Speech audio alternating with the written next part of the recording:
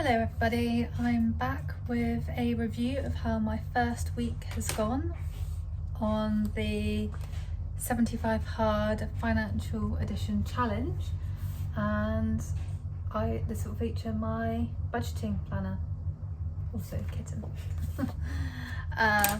There is an affiliate link in my bio for this planner. Started the Amazon affiliate program just to see how it goes, so I haven't really got any idea other than I've just linked the one item so far. Sorry, Rusty will probably feature quite a lot in this video because he wants to play with the pens that are on my desk. Yeah, so I think I might do a video in a few months' time about the affiliate marketing program with Amazon, but I have only just started it. Yeah, so let's get started. There will also be a small amount of cash stuffing at the very end. It's just into my change pot because I had a little bit of change that my partner gave to me to put in the pot. So stay tuned for that. So we're first of all going to review my income and my to-do list. So from my last video, I wrote that I needed to ring my life insurance company, and I have done that. So I was correct. They basically every year will increase the amount of cover and therefore the premium by the retail price index. So I think my cover was meant to be going up to something like £80,000, and that's for life and critical illness, but therefore my payment was going to be going up to £29 a month. So I rang them and said, I don't need it to go up, please can they pause it? So they're just pausing it for the year, and then next year when it comes round I can review whether I need it to continue to go up, which I think is quite a nice little feature actually. I got my payment from my part-time job, so that was our holiday pay, and that was £202.50, and that was paid slightly later than I was expecting, but we got it in the end, that's fine. And then my other half gave me some money towards rent and all the bills, so he pays me weekly because that's how he gets paid. So he's given me £540.42, and he's given me a bit more than he normally would because the upcoming week will be the payment that he gets for the bank holiday weekend, so he's not going to be getting as much because he didn't work on the bank holiday weekend. We'll just go over to my bills, and hopefully I might just flip the camera angle. So just going over to my bills, and I'm hoping that you can see that. So if you've been watching my shorts, you'll see that, so I'm just going to move that again. If you've been watching my shorts, hopefully you've probably seen that the majority of my bills have come out. So the one that from my last long form video was the Sky TV, and that's now come out, and that was £75.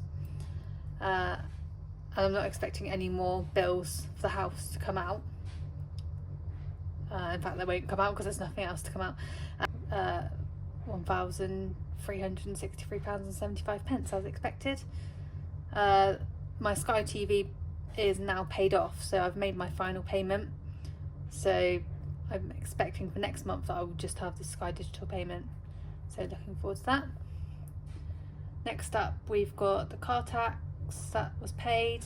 I haven't had to buy any petrol yet, so I've still got £100 there. Groceries, so you'll see on the next page when I go over my spending that I bought an £80 Everup gift card, and I'll go into that later, but I haven't used it all basically. Haven't spent anything on eating out. Life insurance came out, just talked about, I rang them, so that payment is going to be staying the same. Gym membership, so it is usually £29.99, but I had cashed in my credits on my app, so only £12.86 came out, so that was good.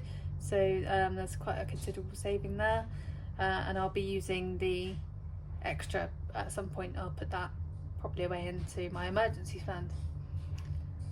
The Apple subscription and Amazon Prime hasn't come out, and I have used some fun money.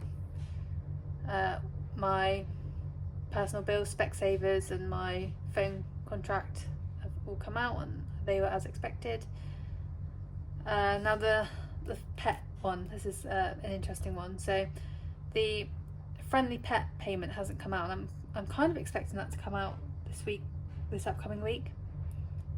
Pet food, I have placed an order, but the payment hasn't come out yet. But that's going to be I think it's £37. So I'm still under budget at the moment on pet food. Basically, I thought I had enough for the month, but my kitten unfortunately is having he's had a bit of a poorly stomach, so the vet just suggests I change his food. So I've ordered some food for him, and that should be arriving in the week, and hopefully that will solve that. And the other thing that I wanted to talk to you about is I took out this insurance, and I don't know why I thought it was £40 for some reason, but it came out as £31.33, which isn't an issue. The problem is, took the cats to the vet, and my older cat, so a few months ago I took her to the vet, and the vet thought that she might have a heart murmur. Now, my cat hates travelling in the car, and she was very distressed going to the vet. She didn't stop crying the whole time. She didn't stop crying while we were in there, so the vet thought that her heart, like what she was listening to on the stethoscope, her heart might be down to that. It might just be down to stress. Now, this time when I took her, she was a little bit calmer. I don't know if it was because I had the kitten with me. Maybe it helped her a little bit, but she has now been confirmed that she has got a heart murmur. It's nothing, there's no treatment recommended at the moment or anything like that, but the vet has put it on her notes, and she put it on the notes for last time, which I didn't know about. So I've contacted the insurance company, because basically in their handbook it says that they won't cover for any existing conditions, and also they don't cover anything in the first 14 days of starting the policy. And I kind of think, well, I've got the cat's, so Tiggy is 16 now. There's no treatment for her needed at the moment. She's thankfully, this heart murmur isn't presenting any symptoms whatsoever. In fact, if I hadn't taken her to the vet, I wouldn't know.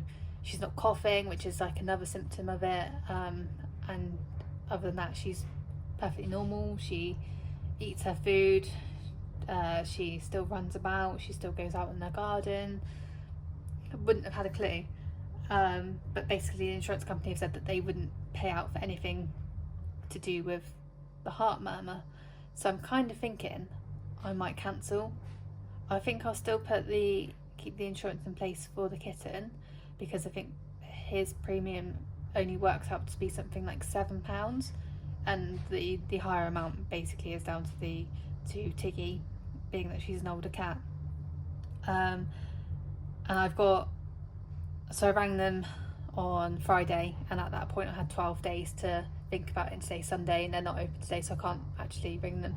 So I'm going to ring them on Monday, and I'm going to cancel Tiggy's insurance. I'm expecting I will get a partial refund, because I'm still happy to pay for Rusty, so I think I'll get about £20 back from this. Thought I'd explain that, because you might see that in a short coming up, and I won't have time in a short to explain it. So now we're on the daily tracker, and this challenge has really helped me, because it has really shown me how much I've spent just in a week. This is day 7, and as you can see, a lot of it is bills. I mean, there's nothing that isn't a bill until we get to here, which then is savings. And the only thing that I've spent that's not savings is £2.95 on some postage, and that was to return a parcel. And I've used some fun money and groceries. Everything else is savings. So eye-opening for me anyway, to be tracking everything that I'm spending, but it's also making me quite conscious. So I think, had I not been doing this, had I not been doing the challenge, but if I was still writing things down, there would be probably another page full of transactions where I would just probably be a bit out of control and just be spending whatever is in my bank. I'm not sure, I don't think you can see it in the shot. So far I've spent £2,093 and 35 pence, But like I said, the majority of it is bills and then savings. Like, I've spent what, 73 plus £80 plus £2.95 on additional things, and yeah, £80 of it is on groceries. But I say that I spent £80 on a gift card using the Everup app, and I will put a link to my referral on the video bio. I think you can hopefully see that receipt. So actually what I spent was £70 and 23 pence. I don't know why it says decline there. Card payment declined. How weird. I might check that. But she told me I was done, so I might ring them and be like, I don't know if I've paid. I don't want to be accused of stealing, but I used 2 gift cards, so I already had £5.92 on a previous gift card that I had with Everup. So I used that first, and then I used £64 and 31 pence of the £80 gift card, and then I've still got a balance of £15 and 69 pence. I'm still massively under budget for groceries because I said I'm going to need to spend £400 this month. Well, I've still got £15.69 on a gift card. I just realised I'm going crazy because it says card payment declined, and I think that's basically because they always automatically assume people are going to be paying by card. And actually I was paying by gift card, so I have paid because I've paid using gift card. How silly of me to think that. So panic over. I even went onto my banking app to check, and I was like, there's nothing that says Aldi, but it's because I paid on a gift card. Problem solved. So that's the budget talked about. The second thing is, let's go back to, the second thing I did want to talk about is, so I've been noting here payments that I've been making on my credit card. So £83, which was a direct debit, and then I made an additional £137 and 8 pence. There is another transaction here of £169 and 8 pence, and that is a few videos ago I mentioned that I had purchased some dresses for a wedding from a company that I had no idea was in China, and I honestly thought I was going to have problems with this.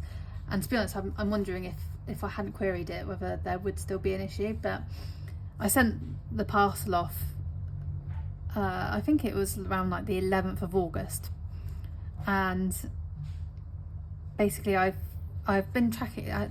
It was tracked, and I could see that it had made it to China, but it basically, on the tracking thing, it just said that it was in customs, and it said that it was in customs pretty much the whole time, and it hadn't moved. So I basically emailed the company and said, have you got it? Because I can't see any more than the fact that it's just got to the country that you asked me to send it to. And they messaged back straight away and said, yeah, we've got it, we'll be issuing you a refund. And I wonder if I had chased that or not, whether they would have acted on that as quickly as they did. But now they have, and it has hit my account, so that's £169 8 pence back. And there will be another transaction coming on. I can see it's pending at the moment, but I sent another parcel back, so there's going to be another £49. Basically, I'd bought some shoes that I wore to a wedding. They were fine on the day. I then wore them at another time, and the flowers on them broke. They had some really big, nice gold flowers on them. That sounds a bit tacky, but they weren't. They were a nice pair of shoes. They were only flip-flops, but I did spend £49.99 on them.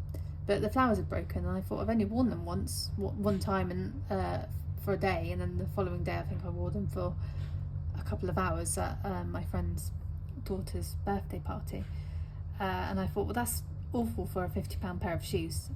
So I just went on to their returns portal and said that they're faulty and sent them back, and there was no questions asked. So yeah, there will be another transaction on here. I'll put a little star next to it so we know it's a refund, just for me tracking that. So that's that. So like I said, so we've tracked everything spent. Brilliant.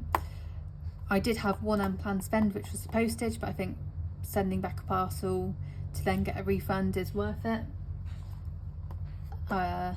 My 15 minutes of welfare education, I have been trying my best to find channels that aren't huge. So I think I mentioned in my first video the likes of Dave Ramsey and Rachel Cruz, and I do watch them all the time, but they're massive channels and I'd really like to find some smaller ones. So I think in my shorts I've mentioned Your Money Mate, I think it's Your Money Mate UK is one of them, and there's a few American channels that I found that are slightly smaller, and I'm really grateful if anyone has any recommendations of channels that I could watch or podcasts that I could listen to. What I really like, because being I don't know if you'd call me young anymore, but I'm a 35-year-old woman, and I'd really love to find some more channels, especially from women, talking about finance, because not to rule men out, please don't take it as that, but women aren't as big in finance, so I'd really like to follow some more women talking about finance. We've just reviewed the budget and my small wealth actions. So I've tried every day to come up with something different for the shorts. So I think my first day one, I think I did where I made use of the free electricity from Octopus. Again, Octopus is my electricity provider, and I will share my referral link with you in the bio notes of the video, because if you sign up using my link, you get £50, I get £50. If you think that Octopus could be a good company to you, why not take advantage of getting an extra £50 credit on there. So yeah, I did Octopus, had the electricity. I've sold quite a few things on Vinted, but I didn't want to keep saying that as the same thing. But I think going forward, because it is hard to find something different each day, I think going forward you probably will see a few things that do crop up that I might do the same thing each day. I'm just trying not to make it boring for you. But so I've saved probably more than I would have done in my emergency fund by now. So that's up to £100. I don't think I pointed it out. On my daily spend, I have paid £50 into an SNI.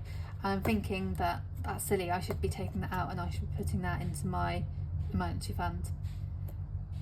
And I've also saved it today into my nationwide savings account. That's basically my sinking fund for my car insurance. And I've always done that. I've always tried to pay a year's worth of car insurance up front, because if you don't, I know it's not affordable for everyone to do this, especially when you're first starting out, but if you pay monthly, you end up paying more for your insurance. So I tried to pay that annually, and I'm going to try and do that for more insurances. So I think at some point my home insurance is going to be up for renewal, and I'm hoping that I'll be able to pay that outright as well, so I don't have to pay it monthly. Although for the home insurance it will be a lot less than for car insurance, because it's something like £60 a year, so I think that's more doable. Yeah, so back to talking about the wealth actions. You'll probably see in upcoming videos more investments, because I have made that transaction of £100 into my Trading 212 account, so you'll probably see me buying more things in that coming up on future videos. I think so far it's been a successful week. I have really enjoyed trying to come up with new ideas for these wealth actions, but like I said, it probably will slow down, because I can't imagine I'm going to be selling much more on Vinted. I've got a lot of things still to list, but I can't imagine it's going to fly out the door. I didn't realise actually I have sold something on eBay. I listed a couple of things on eBay and I've missed the notification, and I might have even missed the window to post it out. I'm going to have to contact the buyer, but yeah, I don't know how. I haven't had an email from eBay, so it's strange, but I just happened to be looking on there today and saw that I'd sold an item about 4 or 5 days ago, which was really annoying, because that was an extra £20 that could have been really useful. But yeah, I'm going to contact the seller and contact the buyer and hope that they still want to purchase it and don't give me a negative review. I don't often use eBay. I'm much more familiar with Vinted, but these items I thought they were a bit niche. They're a bit they're like collectibles, so I thought that they'd be better on eBay. But I honestly hadn't even seen that they'd sold, which was such a shame. Anyway, this video is going on for quite a while, but I hope you have enjoyed the series so far. I hope that you, if you didn't understand what the challenge was before, hopefully by following along you now understand it. If you've got any questions, please do ask. Please don't think that these are hard and fast rules. If you are wanting to follow the challenge yourself, then please feel free to change up the rules that work for you. And like I say, if you do fail, for me personally, I'm not going back to day 1 like you would with the fitness challenge. I'm just continuing until day 75, which happens to be the 14th of November when I will finish. And I think by that point I'll hopefully be in good habits and probably continue a lot of these things on. Thank you for watching this part. The next part of the video you'll see me cash stuffing. So this is just the cash stuffing part of my video, and it is just changed unfortunately. So I've got here, and I've put them in order. So 2, 1, 2, 3, 4, 5, 6, 7. So that's £9, and then I've got 10, £11, 10, 20, 30, £1. So £11 and 31 pence in total to put into my silver saver. Hoping you can see that okay.